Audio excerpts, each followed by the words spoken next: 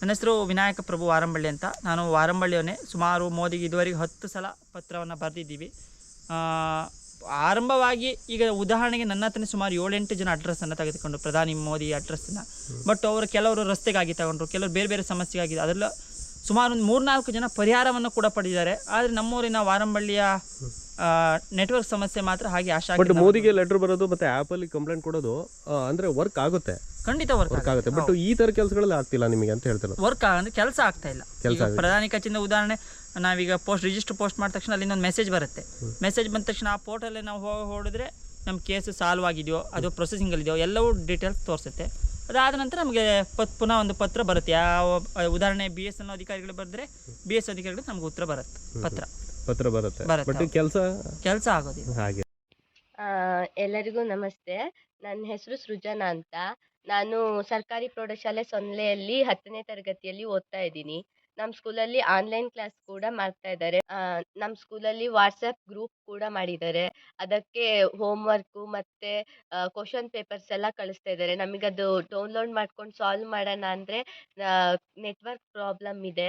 ಹಾಗೆ ಮುಂದಿನ ವಿದ್ಯಾಭ್ಯಾಸಕ್ಕೂ ತುಂಬಾ ತೊಂದರೆ ಆಗ್ತಾ ಇದೆ. ಆದರೆ ಇಲ್ಲಿ ನೆಟ್ವರ್ಕ್ ಪ್ರಾಬ್ಲಮ್ ಇರೋದ್ರಿಂದ ನಂಗೆ ಇಲ್ಲಿ ಮುಂದೆ ಹೆಂಗೆ ಓದಬೇಕಂತನೂ ಕೂಡ ಗೊತ್ತಾಗ್ತಾ ಇಲ್ಲ. ನನ್ನ ಹೆಸರು ಹಾಲಪ್ಪ ಅಂತ ಹೇಳಿ. ನನ್ನ ಮಗ ವಾರಂಬಳ್ಳಿ ಆರ್ಮಿಲಿದ್ದಾನೆ. ನಾವಿರೋದು ವಾರಂಬಳ್ಳಿಯಲ್ಲಿ. ನಮಗೆ ನೆಟ್ವರ್ಕ್ ಬೇರೆ ಸಿಗಲ್ಲ. ನೆಟ್ವರ್ಕು ಇಲ್ದಿದ್ದರಿಂದ ನಮ್ಮ ಮಗ ಫೋನ್ ಮಾಡಿದ್ರು ನಮಗೆ ಸಿಗಲ್ಲ. ಕರೆಂಟ್ ಬೇರೆ ನೆಟ್ಟಿಗೆ ಇರಲ್ಲ. ಆಮೇಲೆ ನನಗೀಗಾಗಲೇ 56-57 ವರ್ಷ ಆಗಿಬಿಟ್ಟಿದೆ. ವೃದ್ಧರು ಆಗಿಬಿಟ್ಟಿದ್ದೀವಿ. ನಾವು ಗಂಡ ಹೆಂಡತಿ ಇಬ್ಬರೇ ಇರೋದು. ಅದಕ್ಕೋಸ್ಕರಾಗಿ ನಮಗೆ ಈ ಸರಿನಾದರೂ ಒಂದು ನೆಟ್ವರ್ಕ್ ಕೊಡಿಲ್ಲ ಅಂತ ಹೇಳಿದರೆ ನಮಗೆ ತುಂಬ ಕಷ್ಟ ಆಗುತ್ತಪ್ಪ. ನಮ್ಮ ಮಗ ದೇಶ ಸೇವೆ ಮಾಡೋದಕ್ಕಾಗಿ ಇರೋ ಒಬ್ಬ ಮಗನನ್ನು ಕಳಿಸ್ಕೊಟ್ಟಿದ್ದೀನಿ. ನಾವು ಓಟೇ ಹಾಕಲ್ಲ. ಓಟ ಯಾಕೆ ಹಾಕಬೇಕು? ನಾವು ಯಾಕೋಸ್ಕರ ಹಾಕ್ಬೇಕು ಹೇಳಿ ನೋಡೋಣ. ಎಲೆಕ್ಷನ್ನು ಡಿಕ್ಲೇರ್ ಆಯಿತು ಅಂದ್ರೆ ಕೂಡಲೇ ಆಗಲಾಗಲೇ ಎಲ್ಲರೂ ಬರ್ತಾರೆ, ಗಣ್ಯ ವ್ಯಕ್ತಿಗಳು ಬರ್ತಾರೆ, ಎಲ್ಲರೂ ಬರ್ತಾರೆ ಓಟ್ ಹಾಕಿ ಇದು ಮಾಡಿ ಅಂತೇಳಿ. ಎಲೆಕ್ಷನ್ ಮುಗಿದ್ರ ಮೇಲೆ ನಮ್ಮನ್ನೇನಂತ ಕೇಳ್ತಾ ಇಲ್ಲ. ನಾವು ತುಂಬ ವರ್ಷದಿಂದ ಇಲ್ಲೇ ಇದ್ದೀವಿ. ನನಗೀಗ 60 ವರ್ಷ. ಇಲ್ಲಿ ನೆಟ್ವರ್ಕ್ ಪ್ರಾಬ್ಲಮ್ ತುಂಬ ಇದೆ. ಮನೆಯಲ್ಲಿ ವಯಸ್ಸಾದವರೆಲ್ಲ ಇದ್ದಾರೆ. ನೆಟ್ವರ್ಕ್ ನಮಗೆ ಬೇಕೇ ಬೇಕು. ಅಂದರೆ ತುಂಬ ರಾಜಕೀಯ ಅವರ ಗಮನಕ್ಕೆಲ್ಲ ತಂದಿದ್ದೀವಿ. ಅವ್ರು ಏನು ಗಮನ ಹರಿಸಲ್ಲ. ಹ್ಞೂ ಅಂತಾರೆ, ಏನು ಗಮನ ಹರಿಸೋದಿಲ್ಲ. ಹಾಗಾಗಿ ಭಾರಿ ತೊಂದರೆ ಆಗಿದೆ. ಎಲ್ಲರಿಗೂ ನಮಸ್ಕಾರ. ನನ್ನ ಹೆಸರು ಹರೀಶ್ ಅಂತೇಳಿ, ವಾರಂಬಳ್ಳಿ ಗ್ರಾಮದವರು. ಈಗಾಗಲೇ ಇಲ್ಲಿ ಏನು ನೆಟ್ವರ್ಕ್ ಸಮಸ್ಯೆ ಇರೋದ್ರಿಂದ ನಾವು 5-6 ವರ್ಷದಿಂದ ಹೋರಾಟ ಮಾಡ್ತಿದ್ದೀವಿ. ಇಲ್ಲಿ ಇದುವರೆಗೂ ಕೊಡ್ತೀವಿ ಆಗಿದೆ ಅಂತ ಹೇಳ್ತಾರೆ, ಇದುವರೆಗೂ ಆಗಿಲ್ಲ. 2-3 ಸರಿ BSNL ಆಫೀಸರು ಬಂದು ನೋಡ್ಕೊಂಡವರು ಜಾಗನೂ ಅಪ್ರೂವಲ್ ಆಗಿದೆ ಅಂತ ಹೇಳಿದ್ರು. ಫಾರೆಸ್ಟ್ನವರು ಅಪ್ರೂವಲ್ ಆಗಿದೆ ಅಂತ ಹೇಳಿದ್ರು. ಇದುವರೆಗೂ ನೆಟ್ವರ್ಕ್ ಟವರ್ ಅಂತ ಆಗಲಿ ನೆಟ್ವರ್ಕ್ ಯಾವುದೇ ನಮ್ಮ ಕಾಮಗಾರಿನೂ ಇಲ್ಲಿ ಬರಲ್ಲ. ಇದೇ ಥರ ಮುಂದುವರಿತಾ ಇದ್ದರೆ ಮುಂದಿನ ದಿನಗಳಲ್ಲಿ ನಾವು ಲೋಕಸಭೆ ಎಲೆಕ್ಷನ್ ಬಂದಿರೋದ್ರಿಂದ ನಾವು ಅದನ್ನು ಬಹಿಷ್ಕಾರ ಮಾಡ್ತೀವಿ. ನಾವು ಸಹ ಹಾಗೂ ಗ್ರಾಮಸ್ಥರು, ಇಡೀ ವಾರಂಬಳ್ಳಿ ಗ್ರಾಮಸ್ಥರು ಸಹ ಇದಕ್ಕೆ ಬಹಿಷ್ಕಾರ ಮಾಡ್ತೀವಿ. ಯಾವುದೇ ಕಾರಣಕ್ಕೂ ವೋಟ್ ಮಾಡೋದಿಲ್ಲ. ಆದಷ್ಟು ಬೇಗ ನಮ್ಮ ಈ ಸಮಸ್ಯೆನ ಬಗೆಹರಿಸ್ಕೊಡ್ಬೇಕು. ವಿನಾಯಕ್ ವಾರಂಬಳ್ಳಿ ಅಂತ. ಇದು ಹೊಸನಗರದಿಂದ ನೀವು ಕಾರಣಗಿರಿ ಅಂತ ಏನು ಕ್ಷೇತ್ರ ನೋಡ್ತೀರಿ, ಸಿದ್ಧಿವಿನಾಯಕ ಟೆಂಪಲು, ಅಲ್ಲಿಂದ ಒಂದು 6-7 ಕಿಲೋಮೀಟರ್ ಒಳಗಡೆ ಇರುವಂತಹ ಒಂದು ಪ್ರದೇಶ ವಾರಂಬಳ್ಳಿ. ನೆಟ್ವರ್ಕ್ ಕೊಡ್ತಿದ್ರೆ ನಾವು ವೋಟ್ ಹಾಕಲ್ಲ ಅನ್ನೋ ಕ್ಯಾಂಪೇನು ಶುರುವಾಗಕ್ಕೆ ಮೊದಲ ಕಾರಣ ವಾರಂಬಳ್ಳಿಯ ವಿನಾಯಕ್. ಇವನು 2017-18ರಲ್ಲಿ ಪ್ರಧಾನಿ ಮೋದಿ ಅವರಿಗೆ ಮೊದಲನೇ ಪತ್ರ ಬರೀತಾನೆ. ಆವಾಗ ಇನ್ನು ಸ್ಟೂಡೆಂಟು.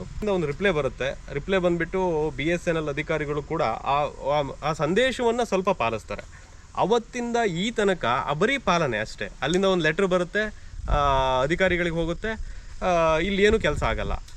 ಇವರು ಶುರು ಮಾಡಿರೋಂತಹ ವಿನಾಯಕ ಶುರು ಮಾಡುವಂಥ ಹೋರಾಟ, ಅವತ್ತು ಶುರು ಮಾಡಿರೋಂಥ ಹೋರಾಟ ಆಮೇಲೆ ತುಂಬ ಮಲೆನಾಡಿನ ಕಡೆ ಅದು ಪಸರಿಸಿಬಿಟ್ಟು ಭಾಳ ದೊಡ್ಡ ಮಟ್ಟದಲ್ಲಿ ಕ್ಯಾಂಪೇನು ಆಯಿತು. ಕಳೆದ ಬಾರಿ ಎಲೆಕ್ಷನಲ್ಲೂ ಆಯಿತು. ಪ್ರತಿ ಸಾರಿ ಎಲೆಕ್ಷನ್ ಬಂದಾಗ ಈಗ ವಿನಾಯಕ ಇದು ನೋಡ್ತಾ ಇರೋದು, ಅಂದರೆ ಹೋರಾಟ ಶುರು ಮಾಡಿ ನೋಡ್ತಾ ಇರೋದು ಇದು 2ನೇ ಎಲೆಕ್ಷನ್. ವಿನಾಯಕ್ನ ಮಾತಾಡ್ಸೋಣ. ವಿನಾಯಕ್, ಈಗ ನಾನು ನೋಡ್ದಂಗೆ ಈಗ ನಾವು ಅವತ್ತು ಮಾಧ್ಯಮದಲ್ಲಿ ಸುಮಾರು 17 ಅಷ್ಟೊತ್ತಿಗೆ ಬಹಳ ದೊಡ್ಡ ಸುದ್ದಿ. ನೀವು ಒಂದು ಲೆಟ್ರ್ ಬರೆದಿದ್ದು, ಅದಕ್ಕೊಂದು ರಿಪ್ಲೈ ಬಂದಿದ್ದು, ಅವತ್ತು ಅಧಿಕಾರಿಗಳು ಎಚ್ಚೆತ್ತಿದ್ರು. ಆ ಸ್ಪಂದನೆ ಹೆಂಗಿತ್ತು ಆ ಟೈಮಲ್ಲಿ? ನಿಮಗೆ ಅವಾಗ ಇದ್ದ ಆಶಾಭಾವನೆ ಏನಿತ್ತು? ಇವತ್ತು ಏನಾಗಿದೆ? ಪ್ರಧಾನಿ ಮೋದಿ ಮೇಲೆ ವಿಶ್ವಾಸ ಇತ್ತು. ಅಂದರೆ ನಾನು ಯಾಕೆ ಪ್ರಧಾನಿ ಕಚೇರಿಗೆ ಪತ್ರ ಬರೆದೆ ಅಂದರೆ, ಸುಮಾರು ಒಂದು 2 ಕಿಲೋಮೀಟರ್ ಸ್ವಲ್ಪ ನಮ್ಮ ಮನೆಯಿಂದ ಹೊರಗಡೆ ಹೋಗ್ತಿರ್ಬೇಕಾದ್ರೆ ಒಬ್ಬಳು ವಿದ್ಯಾರ್ಥಿನಿ ಗುಡ್ಡದ ಮೇಲೆ ಕೂತ್ಕೊಂಡು ಪಾಠವನ್ನು ಕೇಳ್ತಾಯಿದ್ದೆ ಮೊಬೈಲ್ನಲ್ಲಿ. ನಂಗೆ ಆ ಟೈಮ್ನಲ್ಲಿ ಬೇಜಾರಾಯಿತು. ಇದು ಅಂದರೆ ನಾವು ಈ 2017ರಲ್ಲಿ ಅಂದರೆ ಈ ಪರಿಸ್ಥಿತಿಯಲ್ಲಿ ಒಂದು ಹೆಣ್ಣು ಮಗು ಮನೆಯಿಂದ 2 ಕಿಲೋಮೀಟರ್ ಹೊರಗಡೆ ಹೋಗಿ ಪಾಠ ಕೇಳ್ತಾಳೆ ಅಂದರೆ ಪರಿಸ್ಥಿತಿ ಹೇಗಿದೆ ಅಂತ ಅನಿಸಿ ಪ್ರಧಾನಿ ಮೋದಿ ಮೇಲೆ ವಿಶ್ವಾಸವಿದ್ದು ಪತ್ರವನ್ನು ಬರೆದೆ.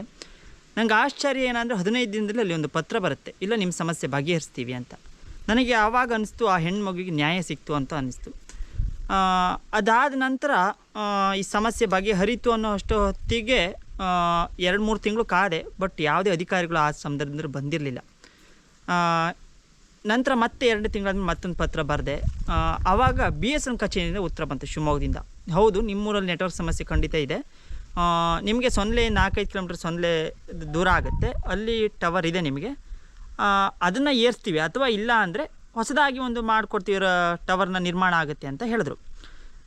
ಅದಾದ ನಂತರ ಸುಮಾರು 5-6 ವರ್ಷ ಹೀಗೆ ಕಳೀತು. ಪತ್ರ ಬರೆದೆ ಕೊನೆಯದಾಗಿ 2023 2023ರಲ್ಲಿ ಕೊನೆಯದಾಗಿ ಪತ್ರ ಮೆನ್ಷನ್ ಕೂಡ ಮಾಡಿದ್ದೆ, ದಿಸ್ ಈಸ್ ಲಾಸ್ಟ್ ಲೆಟರ್ ಅಂತ. ಆವಾಗ BSN ಅಧಿಕಾರಿಗಳು ಜಯಕುಮಾರ್ ಅಂತ ಒಬ್ಬರು ಅಧಿಕಾರಿಗಳಿದ್ದರು. ಸುಮಾರು ರಾತ್ರಿ 10 ಗಂಟೆ ಅಷ್ಟು ನಮ್ಮ ಮನೆಗೆ ಬಂದು ಹೇಳಿದ್ರು, ಇಲ್ಲ ಈ ವರ್ಷ ನಾನು ಅಧಿಕಾರಿಯಾಗಿದ್ದು ನಾನು ಖಂಡಿತ ಕೊಡ್ತೀನಿ ಅಂತ ಹೇಳಿದ್ರು. ಅದಾದ ನಂತರ ಈಗ 1 ವರ್ಷ ಆಯಿತು ಅವ್ರು ಹೇಳಿ ಬಂದರು, ಅಧಿಕಾರಿಗಳು ಬಂದರು, ಜಾಗ ನೋಡಿದ್ರು, ಈ ಜಾಗ ಆಗೋದಿಲ್ಲ ಅಂತ ಬೇರೆ ಜಾಗಕ್ಕೆ ಹೋದರು. ಆಮೇಲೆ ವಾರಂಬಳ್ಳಿ ಫುಲ್ಲು ಫಾರೆಸ್ಟ್ ಇದೆ, ಈಗ ಯಾವುದೇ ಕಾರಣಕ್ಕೂ ಇಲ್ಲಿ ನೆಟ್ವರ್ಕ್ ಆಗೋದಿಲ್ಲ ಅಂತ ಹೇಳಿದ್ರು.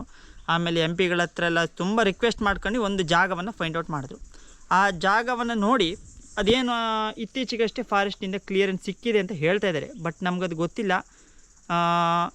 ಹಲವಾರು ಘಟನೆಗಳಾಗಿದೆ, ಇತ್ತೀಚೆಗೆ ಒಂದು ಕೂಡ ಸಾವು ಕೂಡ ಸಂಭವಿಸಿದೆ. ಕೆಲವೊಂದು ಪರಿಸ್ಥಿತಿಗಳು ಎಷ್ಟು ಭೀಕರ ಆಗಿರುತ್ತೆ ಅಂದರೆ ನೆಟ್ವರ್ಕ್ ಇಲ್ಲದೆ ಕೊರೋನಾ ಟೈಮ್ನಲ್ಲಿ work from home, online class, ಇದೆಲ್ಲವೂ ಕೂಡ ಮಕ್ಕಳು ತುಂಬ ಕಳ್ಕೊಂಡ್ರು. ಮತ್ತು ಈಗ ನಮ್ಮೂರಿಗೆ ಮದುವೆ ಮಾಡಿಕೊಡೋಕೆ ಕೂಡ ಯೋಚನೆ ಮಾಡ್ತಿದ್ದಾರೆ. ಅಂದರೆ ವಾರಂಬಳ್ಳಿ ನೆಟ್ವರ್ಕ್ ಇರೋದಿಲ್ಲ, ನಮ್ಮ ಮಕ್ಕಳು ಹೇಗಿರ್ತಾರೋ ಅನ್ನೋ ಚಿಂತೆ ಕೂಡ ಈಗ ಹಲವರಲ್ಲಿ ಕಾಡ್ತಾ ಇದೆ. ಸುಮಾರು ಒಂದು ನಮ್ಮೂರು ಸುತ್ತಮುತ್ತ ಒಂದು ಕನಿಷ್ಠ ಅಂದರೆ 1,000 ವೋಟ್ ಇದೆ.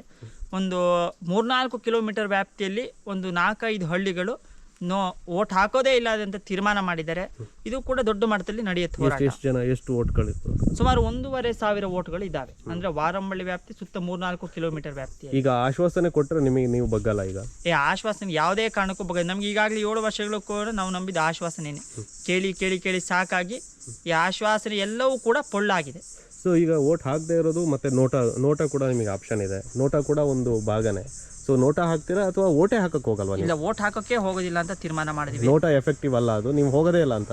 ಹಳ್ಳಿಗರಿಗೆ ಕೆಲವರಿಗೆ ನೋಟ ಅನ್ನೋದು ಗೊತ್ತಿಲ್ಲ, ಆದ್ರಿಂದ ಮತದಾನ ಬಹಿಷ್ಕಾರ ಅಂದರೆ ಬೇಗ ಅರ್ಥ ಮಾಡ್ಕೊಳ್ತಾರೆ. ಜೊತೆಗೆ ಈ TV ಯಲ್ಲಿ ನೋಡಿದ್ದೇನೆ ಮತದಾನ ಬಹಿಷ್ಕಾರ ಅಂತ.